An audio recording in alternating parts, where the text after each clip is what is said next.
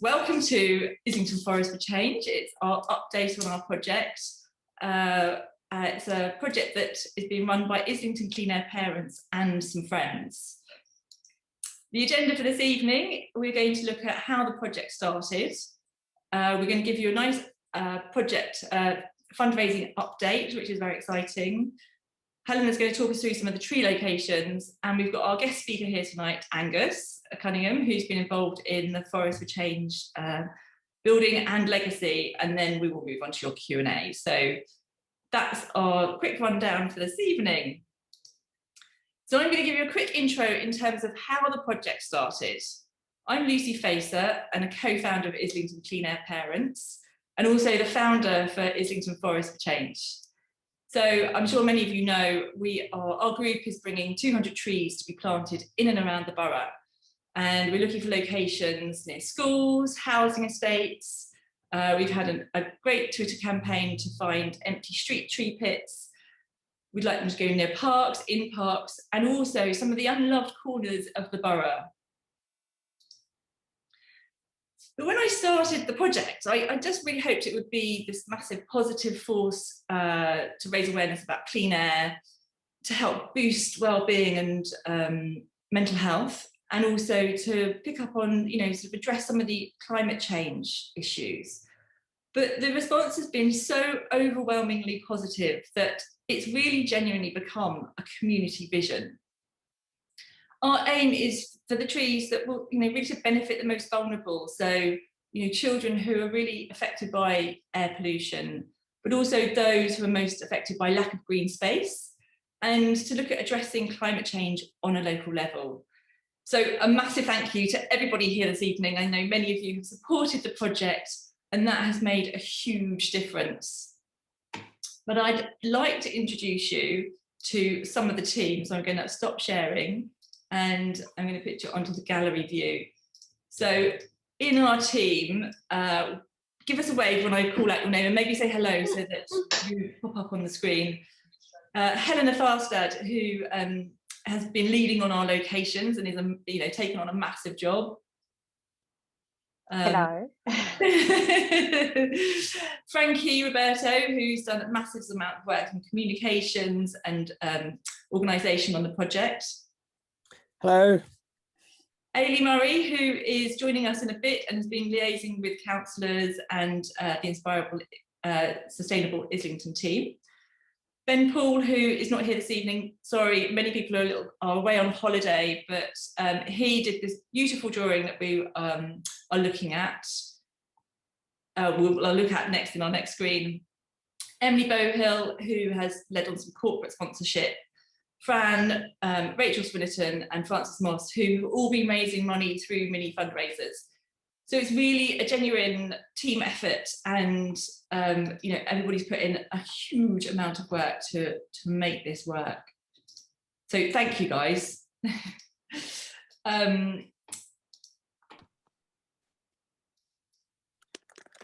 the start of the project, we asked the community, what do trees mean to them? And we've had some really interesting answers. So the children from Hugh Middleton, when they came to see the Forest for Change at Somerset House, told me they're a place that we can talk and share secrets. And Emilia from Form 5 at the Gower School told me in depth, after she'd seen the crowdfunding video, how important trees were to fight for climate change and protect them in their, as they grow older. And Ghislaine from the Grove Estate said her community really, really felt the loss of 2 trees when they were cut down and there was no consultation. And so their Housing Estate Gardening Committee have applied for 2 trees and have already planned a welcoming party to welcome their new trees on the day they're planted. That's how much it means to them. It's really special, and communities really feel the loss when they're not there. But I'd be really interested to hear from you guys in terms of what trees mean to you. Again, I'll stop sharing and open it up to the floor. I don't know, maybe if you want to raise a hand, if you've got something to say in terms of how you feel the trees are important to you or the community.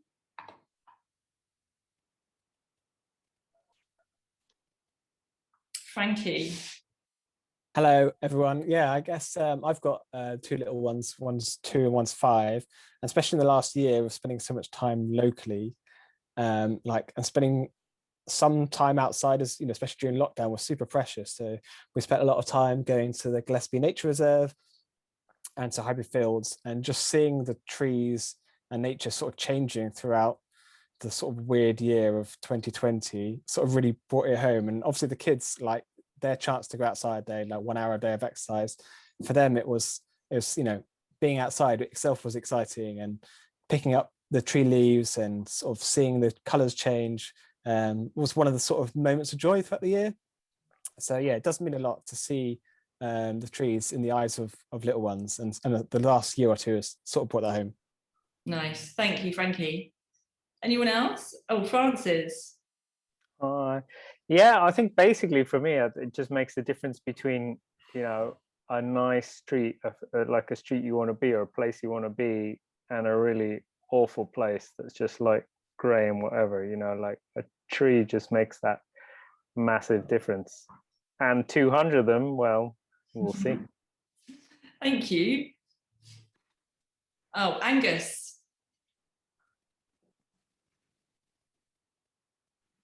Yeah, so I'm talking later on, but I don't know who was brought up in the country here. I was brought up in the borders of Scotland, and I headed to London as a 19-year-old to seek my fortune. I never quite found it, but I ended up doing what I'm doing. But a really important part of my childhood, and it's lovely to hear those who weren't brought up in the country, because I was a tree climber. I would still climb a tree. It's lovely to hear the positive thoughts now for people who weren't brought up in the country, and because I think we're hardwired to nature, hardwired to trees, and COVID has brought this sense of, because we've been locked in a bit, there's been a more of a empathy towards trees, and I've noticed that, and I think that's coming across in the couple of comments that have been made just now. So yeah, the big news, and very, very important. Thank you. Yeah, good sentiment. Anyone else want to contribute? Or Margot? Oh, sorry, is it Margot? Diane, sorry. Sorry, I'm in the hotel room in Deal, so I'm very excited. Thank you for joining us on your holiday. We had to fight the computer, but never when we got there. Well, I'm not a member of the group, but I've been very active in where I live in Avenel Road near the Arsenal, in doing surveys of trees that need replanting because they've been chopped down or they've died. And in a very small patch of about 1 square kilometre, within Highbury West Ward, I've counted 67 trees which have not been replaced over the last 3 to 4 years only.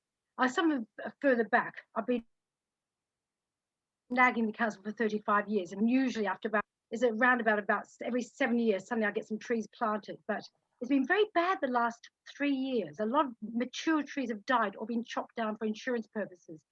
And it's just dire. The atmosphere, when you walk along St. Thomas's Road, there's about 12 trees, most which were mature, have been chopped down in one street only. And it just feels a sense of neglect and a lack of care. I hate to say it, by the council towards local people, because if you're poor, you can't leave London. You know, your street environment is really, really important. And I just get this sense of neglect and this dreariness of seeing this harsh surfacing everywhere. And also the whole thing about birds. I know people don't like bird droppings or tough, I think, and seeing how trees change during the year and how they grow during the year too. So I just think they're just so much part of our soul, I feel. And I worked it for a long time in Ilford, which is just all paved over. You know, there's every front garden is practically where cars are parked or paved over. And it's so depressing and soulless, particularly when you're living in an urban environment and you can't escape to the car. I mean, I'm at Deal. I can look at the seaside. I have a bicycle. I'm fit enough to go off to parks. But a lot of people don't. They're not fit enough, or they haven't enough money to leave an area. So I just think it's just about being human, you know, being in a human environment and also supporting biodiversity. And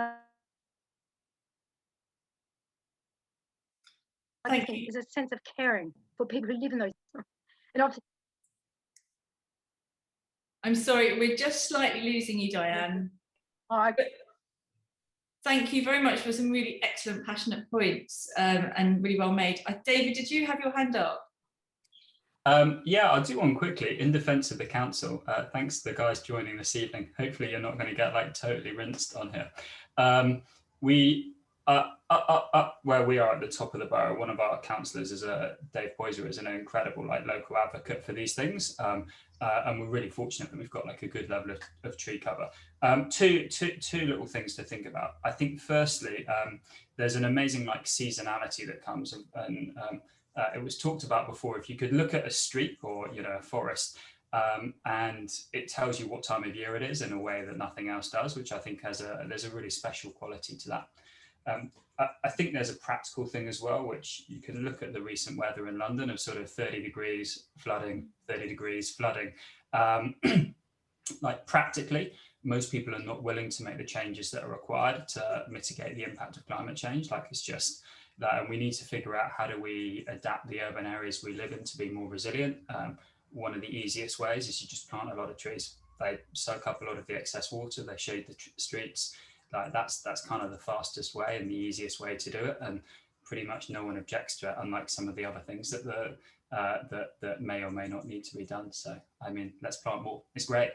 Amazing, thank you, David, and both to Diane and David for like your amazing contributions in terms of locations for trees. It's really nice to put faces to names, so thanks for joining us this evening. You've really said it all, so I think our job is done, but I'll try and continue with some more information about what we're up to. So let me just continue back to our slides. So why did we start this project? So Islington Clean Air Parents is a group that campaigning to reduce air pollution. And we've got three main goals that we're prioritising. The one, we're very supportive of the council's people-friendly streets initiative to reduce traffic, because obviously that's going to have one of the most major impacts. We'd like to see air pollution levels in and around schools to become under the 20 micromilligrams that the World Health Organization recommends. And our third one is to build green infrastructure on our streets to allow children to engage with nature, increase biodiversity, and also reduce the effects of climate change. When the trees at Dixon Clark Court were cut down, this was really sort of generated some conversations within our group and the value of green space and how intrinsic that is. Shortly after that, Inspiring Sustainable Islington held a really brilliant talk with Dr. William Bird, who demonstrated the importance of green space and the direct correlation between lack of green space and people's health and well-being. So I've grabbed a few slides out of that talk. One of the most powerful ones was this one showing the relative levels of income and the direct impact on health and well-being. So you can see that where there is the least green space, the people with the lowest income are the most affected. So there's this real issue around social justice, but also it does reduce significantly as well in terms of increasing that green, and it reduces the disparity between those groups. You know, there was lots of discussions about walking and active travel. We really learned a lot about how lack of green space has a significant impact. So we decided we wanted to do something really positive for our community, especially this year with so much going on in terms of COVID-19, lockdowns, and also some of the polarisation we've seen created by low traffic neighbourhoods. So we wanted to do something that would improve our environment and neighbourhoods and encourage people to take part in some of that low traffic choices and choose active travel over driving, and so they become more aware of the benefits of having more greenery around them. And we wanted to do something positive that would just bring the community together and to celebrate something really great about our borough. This image here is, you may have seen it, you may have gone to visit it. Sorry, we've got somebody who's on mute, please. You may have gone to see it. It was an exhibition that happened in June, and it was an incredibly brilliant demonstration of how trees can affect our urban environment, and Angus will tell us lots more about that soon. I met Angus earlier this year, and he runs an urban greening company called Scottscape. And his company was helping build the incredible Forest for Change at Somerset House, and has been very involved in the legacy team. So when he told me about the exhibition, I couldn't help but inquire what's happening to the trees afterwards. I'm sure Angus regrets those words many times. And communities from all over London were competing to be donated the trees. It was quite a rigorous process. It took a few months, and we were just so delighted to be chosen as one of the 2 groups to be donated the trees. So we have been donated 200 trees that we are bringing to Islington. Another lucky strike for us around the same time was meeting Andrew Bedford, who is the head of Green Space at the Environment and Regeneration meeting. And we've formed a really productive working relationship with the council's green team. With 25% canopy cover in the borough already, and also the least green space in the UK, the green team felt it really would be a challenge to find a location for all the trees. But we love a good challenge, and it was one that we were happy to accept. So we had the trees, and we had the council's agreement to plant them. We formed a dedicated group of very talented individuals, and they have very generously shared their time and skills over the last few weeks and months to make this project happen. And it has been such a pleasure working with everybody. I can't say thank you enough for all your hard work. We are in the midst, this is the trees at the nursery, they're now being watered and looked after whilst they are waiting to come and be planted in the borough in the autumn. We are compiling an extensive list of locations, thanks to some of you here this evening as well, through Twitter, through email, and it has been lovely to hear people's stories about why they want trees planted. They really vary, and these comments and communications we're having with people seem very valuable.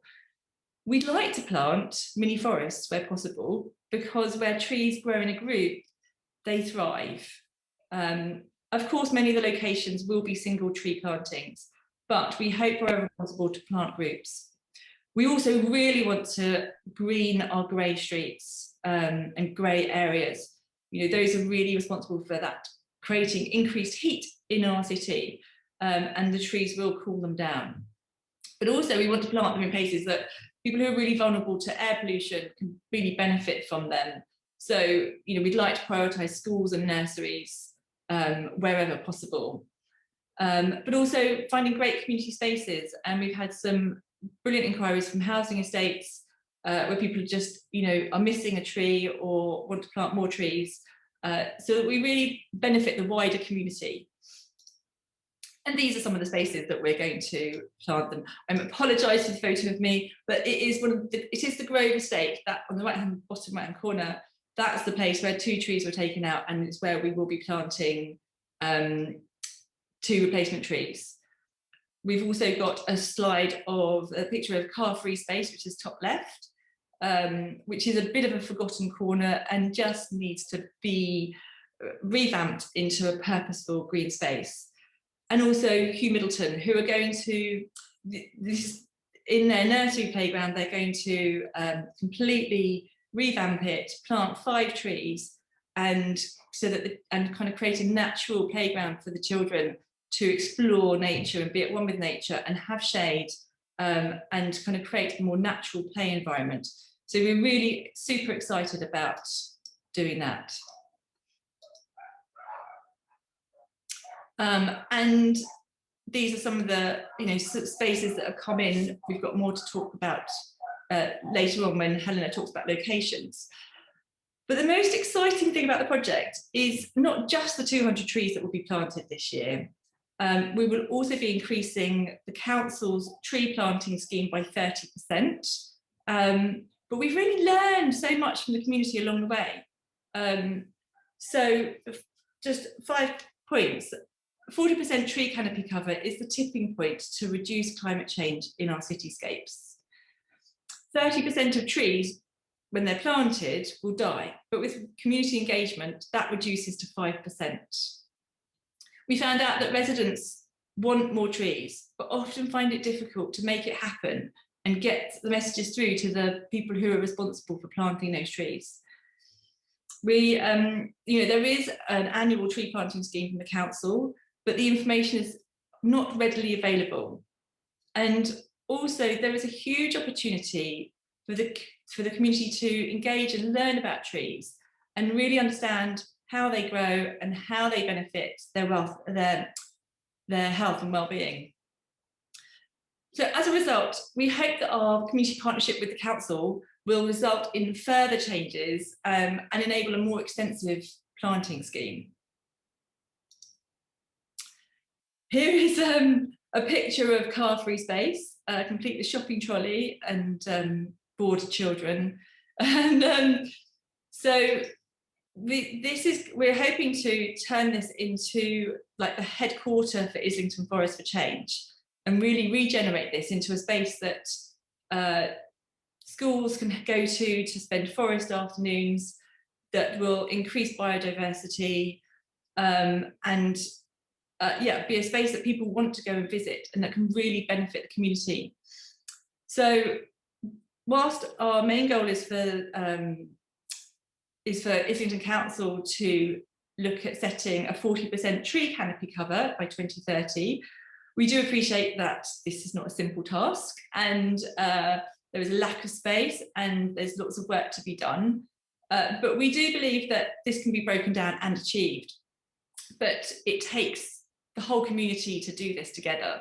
So a few steps that we would like to come out of this Islington Forest for Change: we've got the regeneration of car-free space that can become a destination urban mini woodland with lots of information, and that can really bring children on board with the messages about trees, which a lot of them are.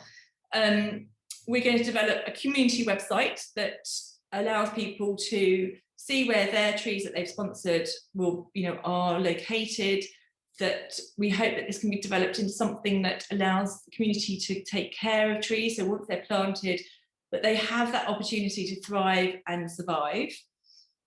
We'd also like to explore lots more around depaving and rainwater gardens in street environments. And given this weekend's weather, it seems even more important than ever that we have these sponges in our cities. We'd like to see the more extensive tree planting programme. And that comes from the passion that we've seen shown by residents for trees. We're also engaging with corporate spaces to bring more greenery into their urban schemes, because we've seen a few very concrete developments, and what we realised during lockdown was that people want to go to green spaces, and we need to bring those two things together, that sort of commercial shopping viability, but also make them places that people want to spend time in. We would like to see the council find alternatives to building housing on public green space. And we would also love to see some mini forests created outside school gates with rainwater gardens, and again, creating that lovely environment that sort of supports children and learning, as opposed to them coming out onto busy streets. So really supporting the school streets programme that the council has implemented. So we want to elevate the importance of tree planting, and we also see opportunities for the council to increase communication about the good job that they are already doing, and the more that they can do. I have to say, it has been such a privilege to lead on this project and work with such a great team who've just donated so much of their time to bring around the change for the future. This is just a start. But we've really enjoyed creating something very special during a time of such difficulties, and one that will protect our children and the future of our children, that hopefully will outlive all of us. It's such a good project to be involved in. So thank you for joining us this evening. I'm going to hand over to Frankie, who's going to give us a very exciting fundraising update. I'll stop sharing my screen and hand over to Frankie.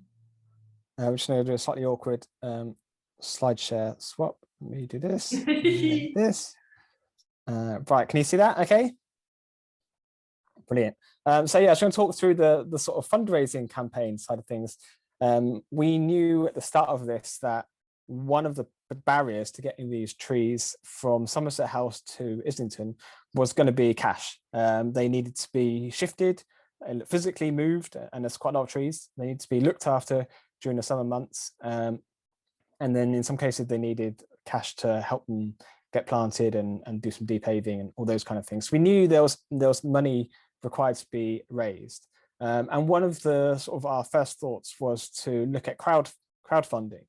And I don't know if anyone else has been involved in crowdfunding campaigns before, but it always sounds easy on paper, and then you actually do it and you realize it's a lot of hard work. So we're nearing the end of our 8-week intensive crowdfunding program, and I thought I'd give you a little insight into how that's gone. Because one thing we realized so early on is that you can't just put a page up on crowdfunder in our instance and then sit back and watch the money roll in. It's not that simple. It's down to you to do the work to actually engage with people. So we kind of started, as a lot of these things do, with a tweet, which was actually a tweet thread. Is that what they're called? Yeah, thread. 7-tweet thread announcing the project from our Islington Clean Air Parents Twitter account. And this Twitter thread did get a reasonable sort of audience. We got over the course of the campaign so far, we've had around 57,000 views from this sort of one sort of tweet thread. And that's not because we've got 57,000 followers. It's because lots of people have generously retweeted it, liked it, linked to it, quote tweeted it, and we've gained a wider audience than as our immediate networks. So that's been really great, and Twitter has sort of been a kind of core platform for us to talk about the project and give people updates. But we know that you can't just run these things on Twitter. We can't just be talking to the people on Twitter. You've kind of got to get out there and talk to the people on the grounds in their community as well. So as well as sort of new media of Twitter, we also were thankful to get some classical printed newspaper coverage of the project with the Islington Tribune, and the Gazette featured us as well. We've got a tremendous idea, a lovely write-up from us, and obviously that went on their website too. So we got like kind of old and new media covered, but we also did the legwork to go out and speak to businesses, and we were really pleased with just how many, this is just a selection of photos, or how many businesses, when we went and presented them with a poster, talked to them about the project, were really enthusiastic, more than happy to put a poster up on a window, interested in donating or sponsoring and talking to us about the trees in the streets outside their businesses. So really kind of groundwork, walking around in the heat, trying to give these posters out to businesses, and that was another sort of help to get people noticing the project. And then the other thing we did was to really engage with schools and community groups with this thing we're calling mini fundraisers. And this was something we didn't really think about at the beginning, but became apparent to us was quite a kind of cool way of raising money and engaging with people. So within crowdfunder, you can just donate as an individual, but you can also set up like a kind of mini fundraiser where you give it a name, and then you got a link of your own, and you can share that out to friends and family or your community group, and then they can donate to that mini fundraiser, and it all gets added up to the total pot. But it means that people can see within their group who's donating and the money that's being raised. And so this was particularly great for schools and nurseries, and these are some of schools and nurseries our kids go to and some of our friends' kids go to, who could, rather than like sponsoring a tree with just one individual, could sort of club together, and lots of parents chipping in 10, 20 pounds and collectively sponsor a tree in the name of that school or nursery. And lots of these schools and nurseries managed to go on to actually raise more than the £150 for just one tree, and in some cases had 4 or 5 trees that they were able to raise money for in the name of the nursery. So it was a really great way of bringing in some cash, but also sort of going out and talking to people. And I know from speaking to the nursery that my son goes to, which is Monkey Puzzle, lots of the parents were immediately keen to talk about trees and sort of suggest locations, and the nursery themselves, the staff got involved, and they want to go and see their trees, take the kids on a little trip to go and see their trees once they've been planted, give them little watering cans to water the trees. So as well as sort of bringing in money towards the fundraiser, it was a really nice way of engaging kids, staff, parents in the project. As well as schools and nurseries, we also had some neighbours groups, some established neighbours groups. So the Theberton Road, Moon and Stud Street neighbours all got together and chipped in money towards trees because they have witnessed the trees on their streets get chopped down and not be replaced straight away. So they were quite keen to get involved. And also the Barnsbury and St Mary's low traffic neighbourhood group, who are quite active, also keen to get involved and have donated some money too as a sort of collective. And we're also finally thankful to the Hybrid Fields Association, who gave us £750 and are kind of keen to talk about and see trees surrounding hybrid fields. So all of these groups sort of really helped, and it's not something we kind of immediately thought of at the beginning, but it was like a really nice way of bringing in money and engaging with people. And all in all, as well as these mini fundraisers, we had lots of people just willing to donate, to sponsor a tree, sometimes in the name of a loved one or themselves or their family. And I think this stat is up to date because I just checked before the meeting, but who knows? Oh, sorry, but before then, we've also got the Project Rome Foundation, who have given us some money outside of the crowdfunder. And the foundation, they work with initiatives in the UK and beyond to advance community resilience through health and well-being and regenerating the natural world. So we're sort of really grateful to them as well. And that's thanks to Helena, who put in a grant application for them. So yes, we've got lots of people who donated, and the current total is 259 donations on the crowdfunder platform. I know some of you on the call, hopefully some of you watching afterwards, we're really grateful to everyone who's donated. It's a really big deal, small or large. All these donations are a really sort of validation for the project and a sign of how much it cares. People care about these trees. And so we are delighted. We weren't sure when we scheduled this meeting whether we'd meet our target in time or not, but we have met our target of £15,000. So we are 100% funded, which was a real relief when it comes in. And a lot of these crowdfunder projects, it's kind of like a rush at the end. So it was a really exciting moment when we hit that threshold. So yeah, super great. And thank you to everyone. So we do have 10 days left. We have extended it by another week, and that's partly because we're going to be out leafleting again on this weekend. So it gives a chance for people who have picked up a leaflet to donate. But we're nearing the end of the project, and we have met our target. So we're really thrilled by that. So what are the next steps? One of the immediate next steps is to tackle with the rewards. So people who are donating, we've sort of, in the way that crowdfunders do, we've set different price tiers and different levels of rewards to kind of help motivate people and thank people for donating. So anyone who donated £10 or more will get a thank you on the website, which is the least we can do.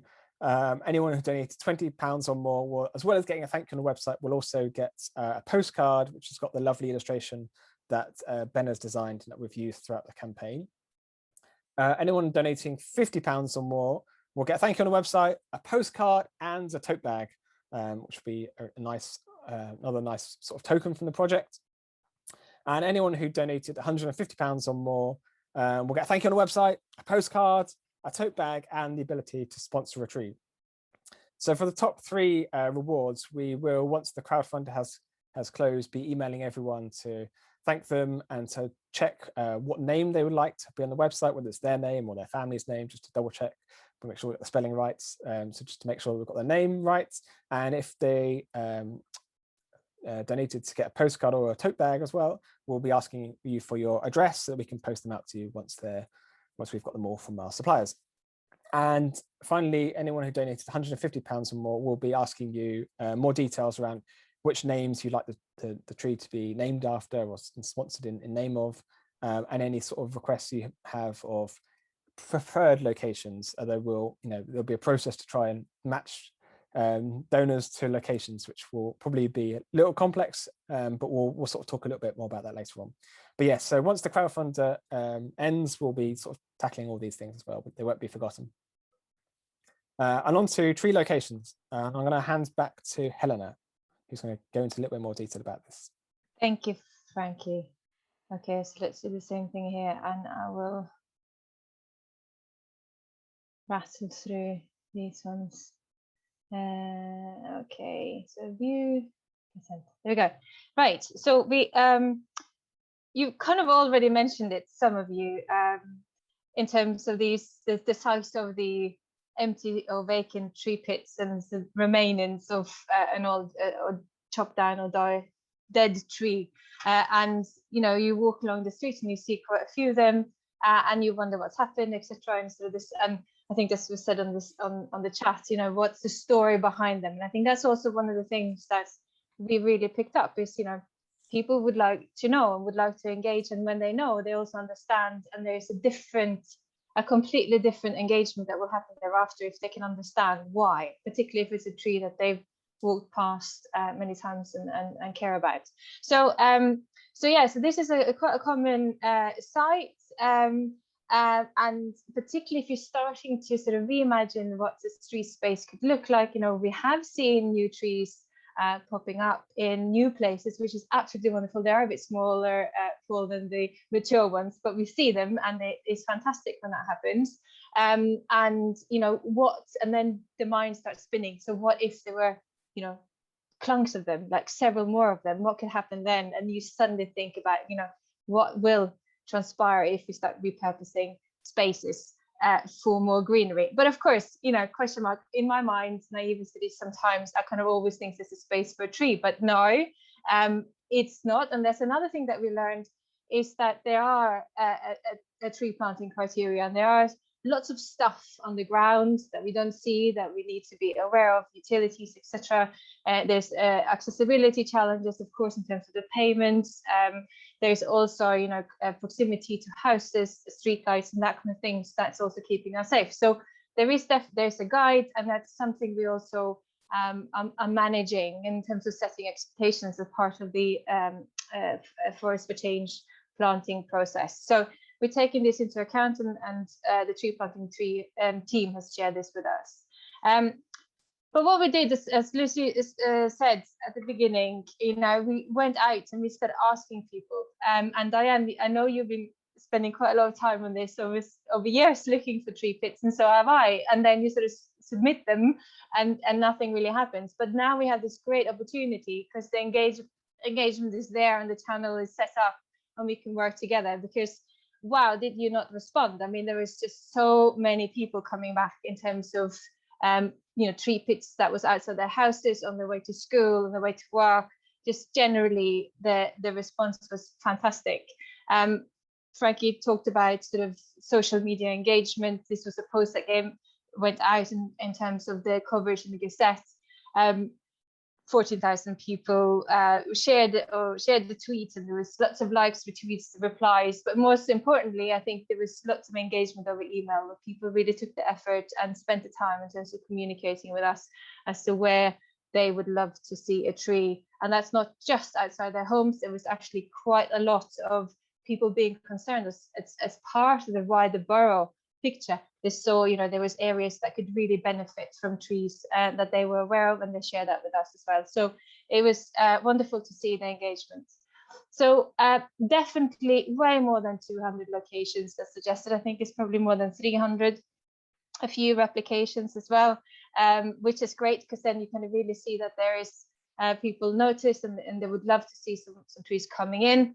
And basically this is the map, and Frankie, in interest of time, I'm going to leave it like this. But this is a great grand reveal of the cover of the various locations that we had. This is just a cross section of locations that we got in, and it's also the starter of the map of the trees that will essentially become the legacy of Islington Forest for Change trees. That would create a sort of virtual mapping that could allow people to take sort of the trail around Islington to see where these trees have been planted. Now, this is just these are the suggestions of locations, so there's not the confirmed locations. That ultimately sits down to what I'd love to call them now the urban forestry team in Islington. They are the experts, and they are having the final decision as to where the trees will be put. But this is sort of the starter to say, well, we've heard you. we have plotted the locations that you suggested on this map, and then when we have the locations confirmed, we will go back out and then communicate to the various residents, community groups, schools, play groups, the whole lot in terms of various areas that's shown an interest, not only in seeing trees, but also in terms of their aftercare and their sort of process in getting them planted and looking after them afterwards, which, as Lucy was mentioning, is really increasing the potential of the trees to survive. So what's next for the locations? Now we are in the process of sort of confirming final budgets in terms of the Frankie's point around fundraising, what money have we brought in, and the locations. That's sort of August, September. We'll be then working with the team through October, through out to February, which is the tree planting season to communicate and engage with the community and get them involved where we have the resource, be that a school, if we can get some trees planted in the playground, or a play group or nursery, etc., and get the children really engaged, the same as housing estates. And then post February, when we sort of done it, I guess, we delivered this specific project, then it's about, well, what learning have we done, and how can we adopt those process improvements into sort of a ongoing community engagement and create that dialogue to go both ways. So support what the council officers are actually doing, which is amazing work, but also get that communication process go back into the community, and that the community can support that work again. So it sort of becomes a bit of a positive circular experience. So I guess that's really where the main legacy could become, not just the 200 trees, but what's beyond that. So I suppose really the message is we only just begun, and it's really fantastic to be part of it. So I think that's me. And Angus. Thank you very much, Helena.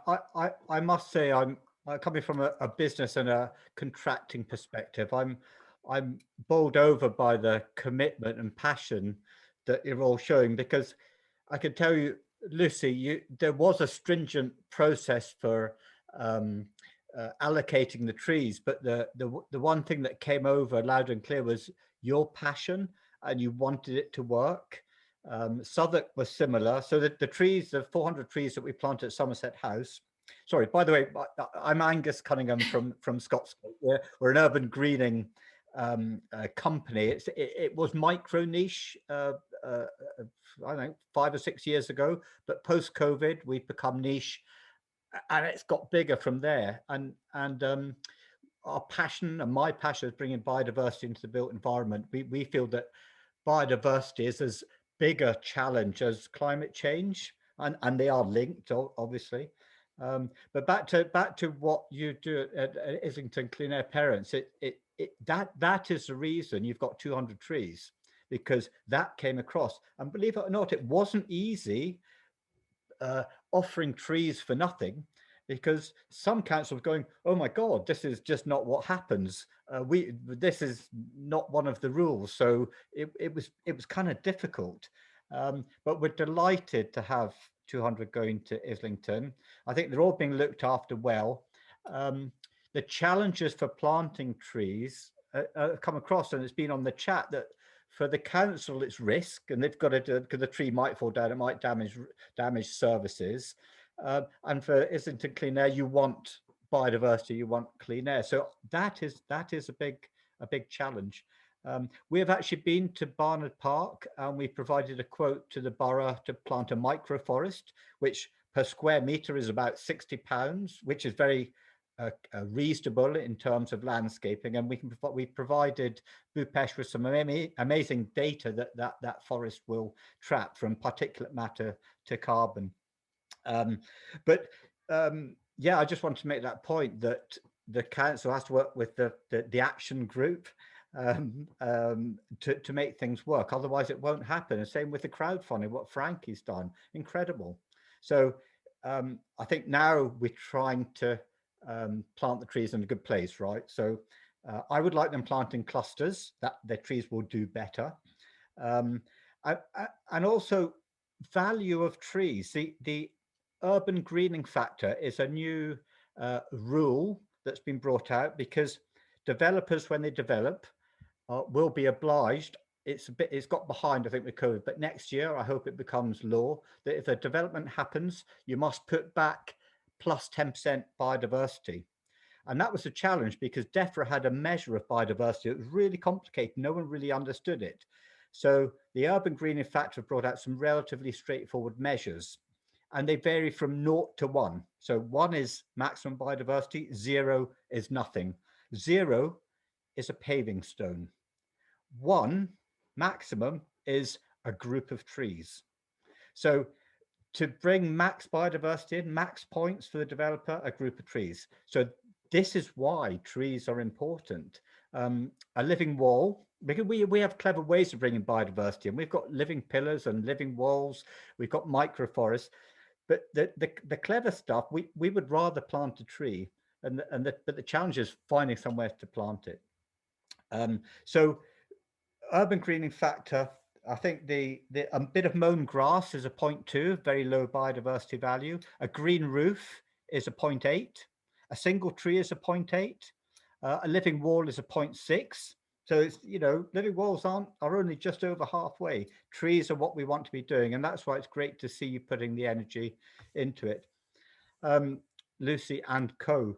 So I have actually put a small clip together. Lucy's told me it's very soporific music. You might fall asleep, so I'm gonna try and talk over it. So here it is. Here. So this is Somerset House courtyard. We were able to do a time lapse, and for us, there's the fountain going, putting the forest in. How do I get this? There we go. Right.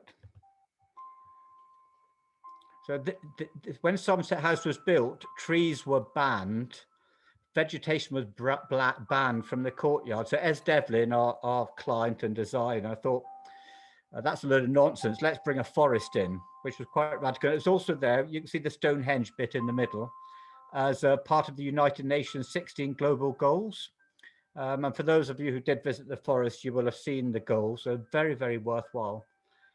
We built this in 7 days, and the challenge really was to stop the trees blowing over and keeping them watered. So we had some clever ways of doing that, and we brought loads of wood chip in, which covered the pots that the trees remained in, because after, as you know, the trees had to find a home elsewhere. But this was built in 7 days. It still actually gives me goosebumps thinking that we really did this, and it looked absolutely amazing. So, but also these videos were taken, we did a biodiversity sweep in the forest. We had 13 different types of bees. We had butterflies. And I was thinking, where do these come from? That if you put a bit of nature in, you will attract biodiversity. We even had a squirrel, which you can see there. We had a pair of squirrels, which is another story in itself. We also had loads of humans. We had over 40,000 visitors, and that was quite incredible. They all came in, they loved it. But sadly, it had to go. All the wood chip went to a power station to be burned to sustainable fuel. The plants went to Greenfingers Charity, who builds hospices. That's Phil Jaffa and Rachel. That's the last tree standing. I'm not sure if it went to you or Southwark. And that's what the courtyard ended. It's now got dodgems on it, which is incredibly sad. But yes, that was an event and a half, and I think the fact that on my LinkedIn post we had over 120,000 views of that video, and it wasn't because it was Scottscape or it was me or whatever. It was just wow, you can actually build a forest if you have the effort, if you make the effort. Now I'd like to show you, there were two things we did behind the scenes. We did the biodiversity sweep, but we also measured the air quality. And this is not out there yet, so please don't pass this on. But we put a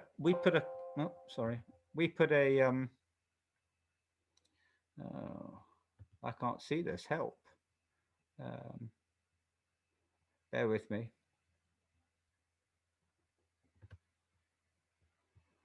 I think I'm going to have to just let you know what. Can you still hear me okay? I can hear you. So the air quality, we had a sensor, air quality sensor in the courtyard during the build, and we had a sensor in the forest whilst the forest was up, and we ran 2 sensors at the time. We had one in the courtyard, one in the forest. So the readings were 40 milligrams per cubic meter during the April and May when there was no forest, and that was just slightly less than the Strand. We had another air sensor out in the Strand, which was 43 milligrams per cubic meter. On the month that the forest was in, the air quality in the courtyard sensor got better by 15%. It got down to 36 milligrams per square meter. And in the forest itself, 29 milligrams per square meter. So there was a 35% improvement in air quality within the forest. And that just goes to show how important trees are, taking the the NOxes out of the air. It was quite incredible. So those were hot off the press. I got them in yesterday.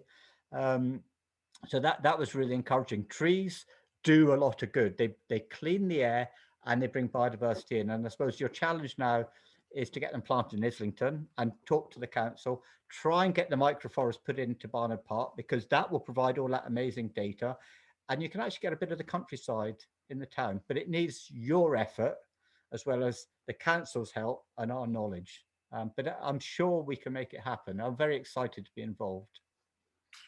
Thank you, Angus. It's so nice to see that time lapse of it all going up and coming down again, and like just shows how much effort it was to kind of bring that all together, and the incredible team behind it with Project Everyone. And I feel like we're now in our own time lapse, bringing all of that to Islington, and all the steps it takes to create a forest. It's a massive amount of work, whether it's in a courtyard or in a borough. But entirely possible, Lucy. It's not impossible. That was 7 days install, 3 days takedown. It just, one, you've got momentum, you can do it. And I would encourage the council to try and find a bit of land where you can plant copses rather than individual trees, and trees like it more.